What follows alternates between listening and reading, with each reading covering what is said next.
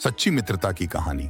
एक बार की बात है, एक छोटे से गांव में जहां रहते थे दो बच्चे, रमेश और सुरेश।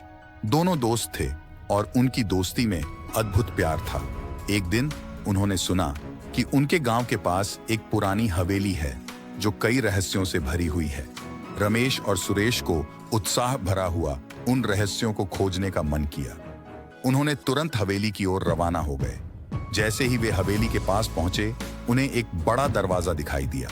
वे बाहरी दरवाजे से अंदर घुसे और देखा हवेली अद्भुत और विचित्र थी। एक कमरे में वे एक पुरानी पुस्तक खोजते हैं जिसमें लिखा है सच्ची मित्रता की कहानी। उन्होंने पुस्तक का पता लगाया और खोली।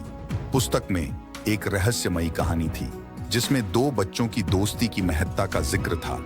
लेकिन अचानक कहानी में एक अनुप्राणित घटना आती है। वहां एक छुपा हुआ खजाना का राज था जो दोनों बच्चों को मिलता है। लेकिन उन्हें यह खबर मिलती है कि उस खजाने की खोज में कई लोगों की मौत हो चुकी है। रमेश और सुरेश को यह समझ में नहीं आता कि क्या करें। वे खजाने को छोड़ दें या उसकी खोज जारी रखें। इससे पहले कि वे निर्णय लें, वे अचानक एक अनजान आवाज सुनते हैं। कौन है? रमेश पूछता है। उसकी आंखों में डर का चिन्ह। अचानक एक वृक्ष से एक रहस्यमय आदमी उनके सामने आता है। मुझे यहाँ आने का अधिकार है, उसने कहा। उसकी आंखों में गहरा रहस्य छिपा हुआ था। रमेश और सुरेश की निगाहें आपस में मिलती हैं। उन्हें यह समझ में नहीं आता कि यह व्यक्ति कौन है और उसकी उद्देश्य क्या है। धीरे धीरे रहस्यमय आदमी खुलासा करता है कि वह खजाने का मालिक है और उसका उद्देश्य बच्चों को साथ लेकर खजाने को ढूंढना है। उसने कहा, आप लोगों को यहाँ आने की इजाजत मिली है क्योंकि आप अपनी मित्रता के लिए सामर्थ्य दिखा रहे हैं।